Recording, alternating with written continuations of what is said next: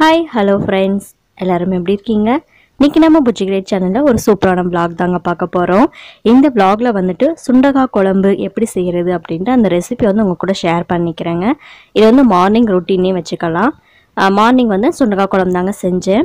அடுத்து அந்த ஒயிட் டப்பாவில் பார்த்தீங்க அப்படின்னா நைட்டி வந்து நான் வெங்காய பூண்டெல்லாம் உரிச்சு வச்சுட்டேன். அதுக்கு முன்னாள் வந்து அம்மா ஊருக்கு போயிருந்தாங்க. அப்போ சுண்டக்காவும் சீத்தாப்பழம் எல்லாம் எடுத்துகிட்டு வந்தாங்க. அது அம்மா கொஞ்சம் சுண்டக்காய் எடுத்துக்கிட்டாங்க, நான் கொஞ்சம் சுண்டக்காய் எடுத்துக்கிட்டேன். நம்ம சேனலை சப்ஸ்கிரைப் பண்ணாமல் பார்க்குறீங்க அப்படின்னா மறக்காமல் சப்ஸ்கிரைப் பண்ணிவிட்டு அப்படியே பக்கத்தில் இருக்க பெல் ஐக்கானையும் ப்ரெஸ் பண்ணி ஆல் ஆப்ஷனை கொடுத்து ஆக்டிவேட் பண்ணி வச்சுக்கோங்க. அப்போ தான் நம்ம போடுற அடுத்தடுத்த இன்ட்ரெஸ்டான வீடியோஸ் நீங்கள் மிஸ் பண்ணாமல் பார்க்க முடியும். இந்த வீடியோவில் சுண்டக்காய் குழம்பு எப்படி செய்யலாம் அப்படின்ட்டு நம்ம பார்க்க போகிறோம். சுண்டக்காவை இடித்து செய்ய போகிறோம், இதை வதக்க போகிறோம். பார்க்கலாமா?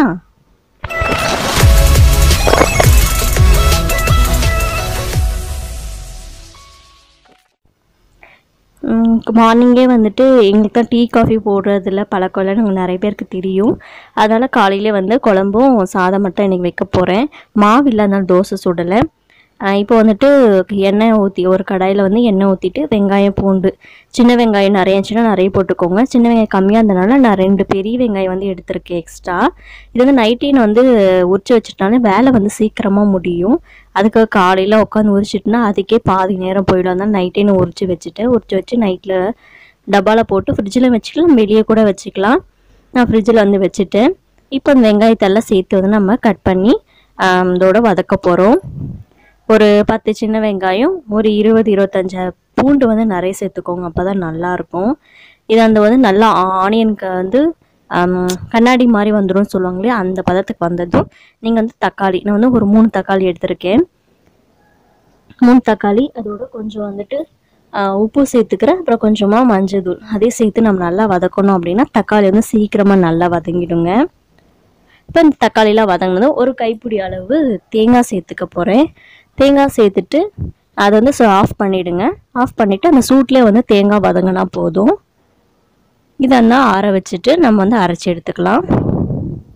இப்போ சுண்டக்காய் வந்து இடிக்க போகிறேன். நீங்கள் இந்த மாதிரி கல் இருந்தால் கல்லும் இடிக்கலாம், அப்படி இல்லைன்னா நீங்கள் வெளியே எங்கேயாவது வச்சு கூட நீங்கள் இடிச்சிக்கலாம். நான் வந்து கட்டை மேலேயும் இடித்து பார்த்தேன், இதுலேயும் இடித்து பார்த்தேன். பாப்பா வந்து அழுந்துட்டு இருந்தேன், அதனால் நான் கொஞ்சம் தான் நான் இடித்தேன். அதுக்கப்புறம் அவரு தான் இடித்து கொடுத்தாரு. நம்ம வந்து கொஞ்சம் கொஞ்சமாக இடித்து பண்ணுறதுக்கு லேட் ஆகும். நான் கட்டை மேலே வந்து மாற்றிட்டு அப்படி இடிச்சிட்டு இருந்தேன். அப்புறம் பாப்பா அலாரம் வச்சனால பாப்பாவும் நான் வச்சுட்டு இருந்தேன், அதனால் அவர் தான் வந்து இடித்து கொடுத்தாரு. அதிசயங்க, அவர் எனக்கு வேலை செஞ்சு கொடுத்தது அன்னைக்கு.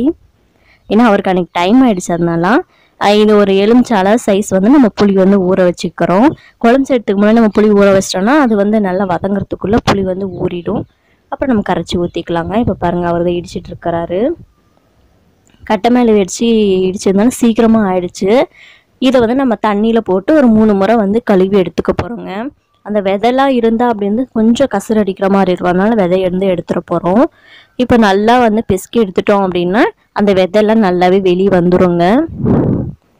இடிச்சிட்டு நல்லா வந்து அமுக்கி பிடிக்கணும். அப்புறம் நம்ம அந்த சுண்டக்காய் வந்து எந்த அப்படியே புழிஞ்சிட்டு எடுத்துக்க போகிறோங்க. மேலாக்க எடுத்துரும் அப்படின்னா மேலே சுண்டக்காய் வந்துடும். நம்ம தண்ணியெல்லாம் இறுக்கி ஊற்றிட போகிறோங்க. இப்போ நம்ம குழம்பு செஞ்சிடலாம். ஒரு பாத்திரத்தில் ஒரு நல்லெண்ணெய் வந்து ஊற்றிக்கிறேங்க. நல்லெண்ணெய் வந்து இதுக்கு ரொம்பவே நல்லாயிருக்கும். உங்களுக்கு எந்த எண்ணெய் இருக்கோ அந்த எண்ணெய் ஊற்றிக்கோங்க. ஒரு 6-7 ஸ்பூன் ஊற்றிக்கிருக்கேன். இங்கே பாருங்கள், இங்கே வந்து சாதம் வந்து வச்சாச்சு. சாதம் வச்சுட்டு குழம்பு செய்ய ஆரம்பித்தோன்னா குழம்பு செய்யறதுக்குள்ளே சாதம் வந்து வெந்துடும். அடுத்து வடகம் போட்டிருக்கேன். வடகம் போட்டு நல்லா பொரிஞ்சதும் நம்ம மசாலாலாம் அரைச்சி வச்சோம்ல, வெங்காயம் பூண்டு தக்காளி, அதை வந்து நம்ம அரைச்சி வந்து இதோட சேர்த்துக்க போகிறோங்க. இது வந்து ஃபுல்லாக வதங்கணும் அப்படின்னா கொஞ்சம் எண்ணெயோட மிக்ஸ் பண்ணிவிட்டு நம்ம வந்து கொஞ்சம் கருவேப்பிலை சேர்த்துக்கலாம். அடுத்து கருவேப்பிலை சேர்த்து இதையும் வந்து கொஞ்சமாக மிக்ஸ் பண்ணால் போதும். அது வந்து வதங்கணும் அப்படின்றதெல்லாம் கிடையாது. நீங்கள் மசாலா சேர்க்கறதுக்கு முன்னாலே வந்து சுண்டக்காய் போட்டு நீங்கள் வதக்கினாலும் சரி, இல்லை மசாலா போட்டதுக்கப்புறம் சுண்டக்காய் வதக்கினாலும் சரி, எண்ணெயில் வந்து சுண்டக்காய் நல்லா வதங்கணுங்க. அதுதான், நீங்கள் அதுக்கு முன்னாலே சேர்த்தாலும் பரவாயில்ல, இதுக்கு பின்னாலே. நான் ஏன் எண்ணெயிலே வதக்கலாம் அப்படின்னா, மசாலா போட்டோம் அப்படின்னா அது வதங்கும் போதும் மசாலாவும் ஒன்று சேர்ந்து சூப்பராக இருக்கும் டேஸ்ட்டு. அதனால் மசாலா போட்டுட்டு அப்புறம் வந்து சுண்டக்காய் போட்டிருக்கேன். இது நல்லா வந்து எண்ணெயில் வதங்கணும், அந்த பச்சை வாசனை எல்லாமே போகணுங்க. பாதி வந்து சுண்டக்காய் வெந்துடணும். இப்போ இந்த சமயத்தில் நம்ம புளி வந்து கரைச்சி வச்சுருக்கோம்ல, அதை வந்து நம்ம ஊற்றிட போகிறோம்.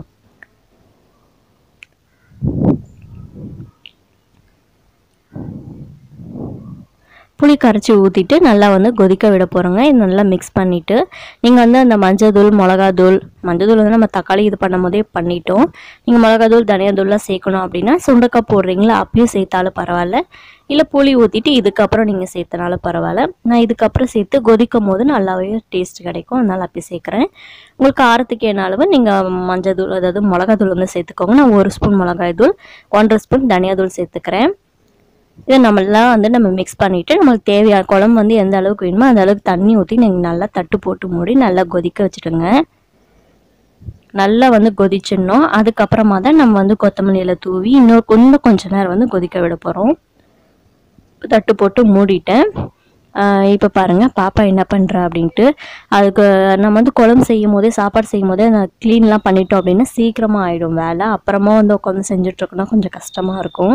பாப்பாவை மடியில் வச்சுட்டே தாங்க செஞ்சிட்ருக்கேன். அவள் கீழே இறங்க மாட்டா, காலையிலே வந்து இடுப்பில் வந்து உட்காந்துப்பாங்க மேடம். அவளை வச்சுட்டே எல்லா வேலையும் செய்யணுங்க. கொஞ்சம் கஷ்டம்தான், பரவாயில்ல, என்ன பண்ணுறது, அட்ஜஸ்ட் பண்ணி எல்லோரும் செஞ்சு தான் ஆகணும். இப்போ சாதம் வந்து ஆயிடுச்சு, குழம்பு வந்து கொதிச்சிட்ருக்குங்க. இப்போ பாருங்கள் குழம்பு வந்து நல்லா கொதிச்சிருச்சு. ஆனால் வந்து என்னென்னா இன்னும் எண்ணெய் வந்து அந்த மேலே பிரிஞ்சு வரல. அதனால் வந்து நான் கொத்தமல்லி இலை தூவிட்டு அவருக்கு டைம் ஆகிடுச்சு, அதனால் வந்து வந்தாலும் நம்ம அப்படியே ஊற்றி கொடுத்துடலாம். அதனால் வந்துட்டு கொத்தமல்லி இலை தூவிட்டு இன்னும் கொஞ்ச நேரம் கொதிக்கிட்டோம் அவர் வர வரைக்கும்ட்டு அப்படியே போட்டுட்டு சிம்லேயே வச்சிட்டாங்க. தட்டு போட்டு மூடிட்டு சிம்லேயே வச்சிட்டாங்க.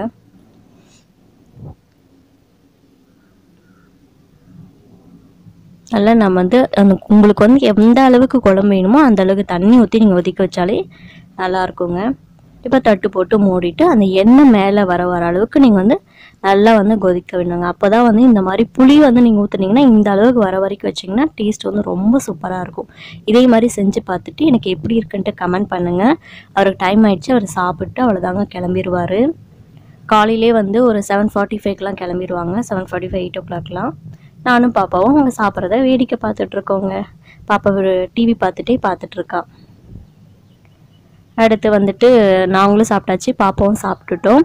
அவர் கிளம்பிட்டா பின்னால் தான் நாங்கள் 2 பேருமே சாப்பிடுவோம். அப்புறம் மிஷினில் போடுற துணி கொஞ்சம் இருந்தது, கையில் துவைக்கலான்னு பார்த்தா அன்றைக்கி மழை இறங்கிட்டு இருந்ததா, அதனால் மிஷினில் போட்டோம் அப்படின்னா நம்ம உள்ளே மேலே வந்து பால்கனிலே காய வச்சுக்கலாம். அதனால் நான் உள்ளே வந்துட்டு மிஷினில் மட்டும் போட்டிருக்கேன். மிஷினில் துணி மட்டும் போட்டுட்டு பாப்பா துணி வந்து கையில் தான் துவைப்போம். அதனால் அது அன்றைக்கி துவைக்கலான்னு மழை வர நாளுக்குனால நாங்கள் போடலைங்க. இவ்வளோ தாங்க மார்னிங் ரொட்டீன். மார்னிங் ரொட்டீனில் வந்து நான் வந்து வாரத்துக்கு ஒரு முறை தான் மிஷின் போடுவோம்.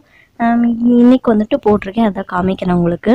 இந்த விளாக் பிடிச்சிருந்தா அப்படின்னா லைக் பண்ணுங்கள், ஷேர் பண்ணுங்கள். இதே மாதிரி உங்களுக்கு வேறு ஏதாவது விளாகோ இல்லை சமையலோ உங்களுக்கு என்ன வேணுமோ மறக்காமல் கமெண்ட் பண்ணுங்கள். ப்ளீஸ் கமெண்ட் கொஞ்சம் பண்ணுங்கள். நீங்கள் நிறைய பேர் பார்க்குறீங்க, எனக்கு கமெண்ட் பண்ண மாட்டேன்றீங்க. நீங்கள் கமெண்ட் பண்ணாதே எனக்கு மோட்டிவேட்டாக இருக்கும். ஓகே ஃப்ரெண்ட்ஸ், இந்த வீடியோ சூப்பராக பார்த்ததுக்காக தேங்க்ஸ் ஃபார் வாட்சிங்.